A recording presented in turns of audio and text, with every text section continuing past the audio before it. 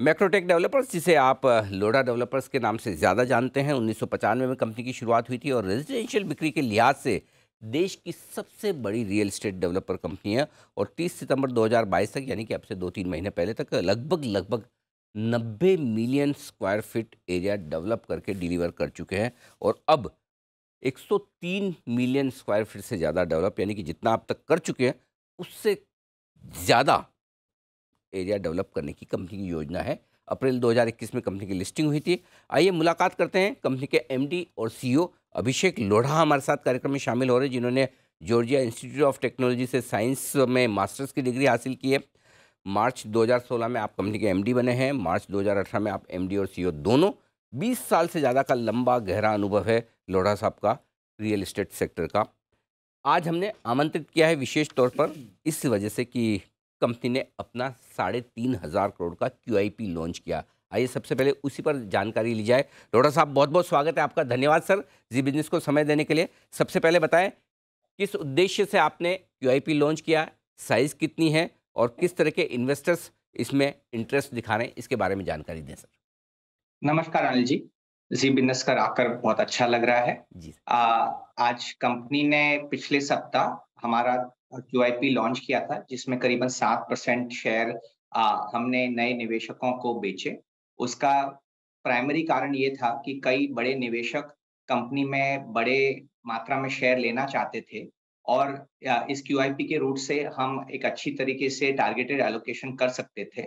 साथ-साथ में जो सेबी की रिक्वायरमेंट थी कि 25% पब्लिक फ्री फ्लोट हो, वो भी हमें पूरी करनी थी। तो इन दोनों चीज़ों को अचीव करने के लिए हमने क्यूआईपी किया।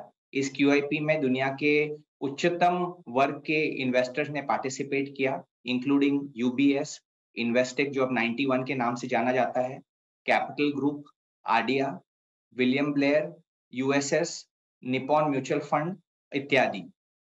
इस किस्म की बहुत ही उच्च श्रेणी के निवेशकों ने इस क्यूआईपी में पार्टिसिपेट किया। हमने कुल मिलाकर करीबन 3,550 करोड़ रुपए में इस शेयर्स की सेल की एट 1026 पर शेयर।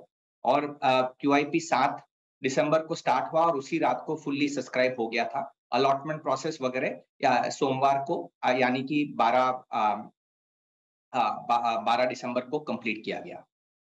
बड़ी डिमांड रही है और क्यूआईपी सक्सेसफुल रहा है। काफ़ी बड़े इन्वेस्टर्स यहाँ पर इंटरेस्ट दिखाते हुए नजर आए। डिमांड की बात निकली है तो स्टॉक की डिमांड तो अपनी जगह है ही सर, लेकिन ओवरऑल रियल एस्टेट में डिमांड आउटलुक बताएं सर, स्पेशली मेट्रो सिटीज़ में जहाँ आपका प्रेजेंस काफ़ी ज़्यादा है।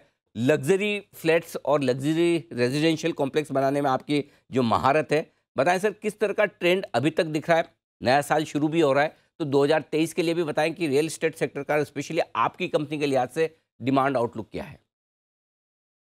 अनिल जी, हाउसिंग का एक बहुत लंबा साइकिल अप साइकिल शुरू हुआ 2020 के एंड में 2021 से।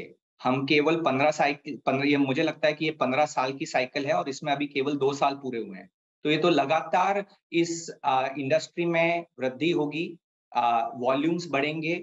जो जैसे कंट्री में जीडीपी ग्रो कर रहा है और लोगों की इनकम ग्रो कर रही है, सभी की इच्छा होती है कि एक अच्छे किस्म का घर खुद के लिए लें, अपनी फैमिली के लिए लें और फैमिली की लाइफस्टाइल को इम्प्रूव करें। इसके साथ-साथ में जो होम लोन्स की अच्छी अवेलेबिलिटी है, क्योंकि सारी बैंकों ने देखा है कि जो भारतीय लोग हैं, वो होम लोन पर कभी डिफ़ॉल्ट नहीं करते हैं और इसलिए सभी बैंकें अपने मॉर्गेज बुक्स को, होम लोन बुक्स को ग्रो करना चाहती हैं।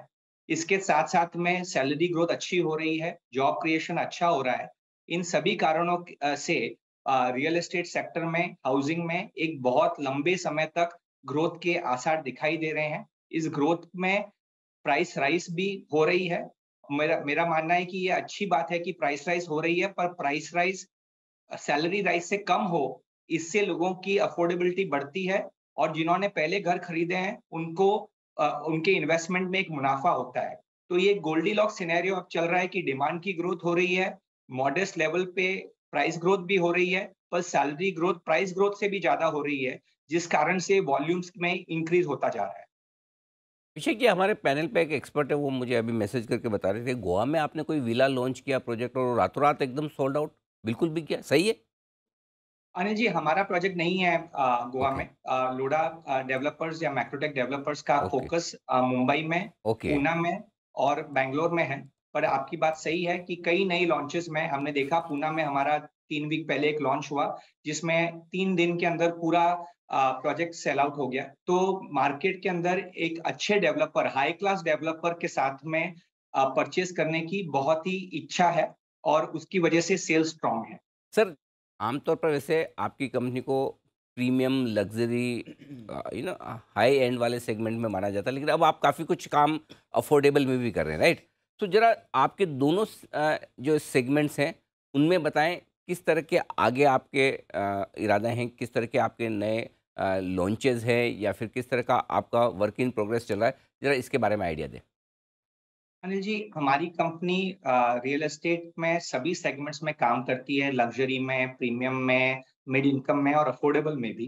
परंतु हर सेगमेंट में हमारी ये इच्छा होती है कि उच्चतम तरीके का प्रोजेक्ट बने। क्योंकि जो आदमी भी घर खरीदता है, भले ही वो 25 करोड़ का खरीदे या 50 लाख का खरीदे, उसके मन में ये इच्छा होती है कि मेरा घर घर श्रेष्ठ हो। और लोढ़ा ग्रुप की यही चेष्टा रहती है कि प्रत्येक घर श्रेष्ठ तरीके से डिज़ाइन किया गया जाए, अच्छी तरह से डिलीवर हो, उसमें अच्छा इंफ्रास्ट्रक्चर हो, अच्छी एमेनिटीज़ और फैसिलिटीज़ हों, ताकि पूरी लाइफ़स्टाइल में एक इम्प्रूवमेंट हो पूरी फैमिली की। अभी हमारे जो लॉन्चेज़ हैं, वो सभी सेगमेंट्स में हो रहे हैं। मुंबई शहर में काफ़ी कई हमारे लॉन्चेज़ हैं, right from Malabar Hill to Thane and Dombivli and Palava. उसके अलावा पूना में हमने अभी रिसेंटली और कुछ लॉन्चेज़ किए और आगे करने वाले हैं, और अगले साल में अप्रैल से जून के बीच में हम बैंगलोर में भी हमारा पहला लॉन्च करेंगे।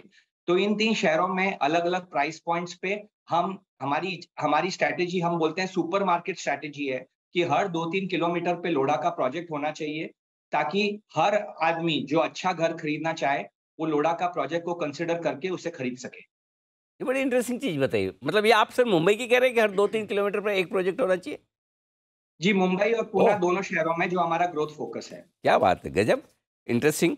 तो ये बहुत नई चीज़ सुनी कि मतलब लगभग हाँ, तब किसी भी एरिया में आप रहना चाहें, तो आपको वो ऑप्शन होना चाहिए। अच्छा सर, डेढ़ 2 साल में आपके स्टॉक में भी बड़ा ज़बरदस्त एक्शन हुआ है और उसकी एक वजह ये, जब आपका आईपीओ आया तब से थोड़ी लोगों की चिंताएँ ये थी कि डेट बहुत है, डेट बहुत है, डेट बहुत है। जो मेरे पास नंबर है, आप जस्ट कन्फर्म कीजिएगा। 18,000 19,000 करोड़ के डेट से आप 31 मार्च में लगभग 10,000 करोड़ के आसपास सितंबर तक आ गए हैं अभी। 10,100, 10,500 करोड़ मुझे जो आंकड़ा दिख रहा है। बताएं सर, डेट को कम करने का क्या इरादा है? इस लेवल पर आप कंफर्टेबल हैं या और कम करने की सोच रहे हैं? अ, अनिल जी, हमारी कंपनी का फ्री कैश फ्लो जनरेशन बहुत ही स्ट्रॉन्ग है। इस साल करीबन 5500 करोड़ का ऑपरेटिंग कैश फ्लो जनरेट होगा। अ, और अगले साल उससे भी ज़्यादा ऑपरेटिंग कैश फ्लो जनरेशन होगा।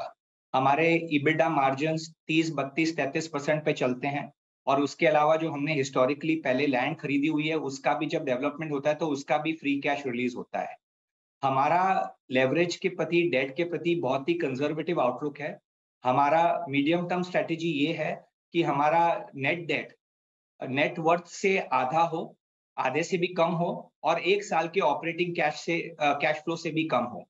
तो जून 2023 तक हमारा ये गोल है कि हमारा नेट डेट 6,000 करोड़ के आसपास आ जाए, और फिर उस लेवल या उस लेवल से नीचे रहे।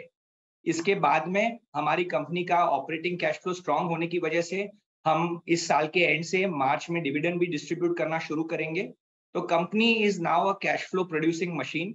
हमने जो रिकैपिटलाइज़ेशन किया, इक्विटी रेज़ की, पिछले 20 महीनों में कंपनी ने 10,000 करोड़ रुपए की इक्विटी रेज़ की है 3 अलग इंसिडेंट्स में।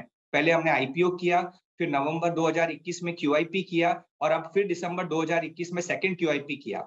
इसके बाद में अब हम कोई इक्विटी इश्यूएंस और नहीं करेंगे, क्योंकि हमारा 75% फ्री फ्लोट अब अचीव हो गया है। इन सारे चीज़ों के साथ-साथ में आप देखेंगे कि कंपनी की free cash flow generation and strong profitability की वजह से हमारा आरओई भी अब अगले 2 साल में 20% के आसपास पे आ जाएगा। ये तो इंटरेस्टिंग है कि डेट कंफर्टेबल सिचुएशन में लाने का इरादा है, फ्री कैश फ्लो मजबूत है, उससे सपोर्ट मिलेगा। अभिषेक सर, एक बात जो मैं जनरली पूछना चाहता हूँ, जो आमतौर पर हम लोग मानते भी हैं कि जब जब ब्याज दरें बढ़ती है तो लोगों को थोड़ा-सा घर खरीदने में मुश्किल होती है, डिमांड कम होती है, परचेज़िंग पावर कम होता है। तो अब दरें बढ़ने का जो सिलसिला हुआ है शुरू, जहाँ अब हम थोड़ा ऊपर आ गए हैं, ईएमआई लोगों की बढ़ रही है, क्या उसका कुछ असर देख रहे हैं सर आप, और क्या वो असर डालेगा? अनिल जी, जो भारत में सप्लाई डिमांड का गैप है, क्योंकि अब लोग सिर्फ उन्हीं चुनिंदा लोगों से खरीदना चाहते हैं जिनकी हाई क्रेडिबिलिटी है, हाई फाइनेंशियल स्ट्रेंथ है, और डिमांड कई कारणों से, जैसे मैंने बताया, बढ़ती जा रही है। इसलिए जो हमारा मानना है कि जो मॉर्गेज रेट्स हैं, होम लोन रेट्स हैं, उसका बहुत ज़्यादा असर नहीं पड़ता है। जो मेन फैक्टर होता है वो जॉब सेंटिमेंट और जॉब क्रिएशन का होता है। तो जब तक भारत में जॉब क्रिएशन होता रहेगा, होम सेल्स बढ़ती रहेंगी। आपने देखा कि होम लोन की दरें 650, 675 से बढ़कर करीबन अभी सवा 8, साढ़े 8 हो गई हैं। और इसके बावजूद पिछले साल जो हमने 12 महीने में सेल्स की थी, करीबन 9,000 करोड़ की, वो लगभग हम 9 महीने में इस साल करेंगे। तो इंटरेस्ट रेट्स इतनी बढ़ी, उसके बावजूद सेल्स में इतना एक्सेलरेशन हो रहा है। तो इससे ये दिख रहा है क्लियरली कि लोगों की demand is driven by job sentiment and consumer confidence, और जब तक जॉब सेंटिमेंट अच्छा है, कंज्यूमर कॉन्फिडेंस अच्छा है, तो ये होम लोन्स की थोड़ी टाइम बढ़ना फिर घटना, ये एक जो साइकिल है, ये चलता ही रहता है। आप 20 साल का होम लोन लेते हैं, आपको पता है कि कभी रेट्स ऊपर जाएंगी, कभी रेट्स नीचे जाएंगी। तो उसके कारण से होम बाइंग का डिसीजन के सेंटिमेंट में बड़ा फर्क नहीं पड़ता है। एक्चुअली हमने ना ये 2023 का जो हम सेक्टर आउटलुक कर रहे हैं अभिषेक सर, उसमें हमने पहला सेक्टर रियल एस्टेट ही चुना है। और आपसे बात करने से ही कॉन्फिडेंस आ गया कि सेक्टर का आउटलुक ज़बरदस्त है। आज जो मेरी हेडलाइन होगी मैं आपको बता दूं, वो हेडलाइन ये है कि अभिषेक लोढ़ा साहब ने कहा है 15 साल का बुल रन है रियल एस्टेट में, अभी तो सिर्फ 2 साल हुए। सही है सर? बिल्कुल अनिल जी, बस। भारत के लिए और भारत के लोगों के लिए इससे ज्यादा जॉब क्रिएशन और वेल्थ क्रिएशन रियल एस्टेट से ज्यादा कोई नहीं कर सकता है। तो आप कृपया अपने व्यूअर्स को बताइए, क्योंकि रियल एस्टेट की जैसे वृद्धि होगी, हमारे भारत की प्रगति होगी। देखो कॉन्फिडेंस तो है, हालांकि इक्विटी भी अच्छा खासा पैसा बना कर देती है, लेकिन जो कॉन्फिडेंस, जो भरोसा और जो कंफर्ट रियल एस्टेट में है, वो अभी भी जनरेशन से चल रहा है, वो है। बहुत बहुत धन्यवाद लोढ़ा साहब समय देने के लिए, और नए साल के लिए आपको, आपकी पूरी टीम को और आपके जितने भी कस्टमर्स हैं उन सबको बहुत बहुत शुभकामनाएं सर। शुभकामनाएं आपको भी नववर्ष की। धन्यवाद धन्यवाद। सर।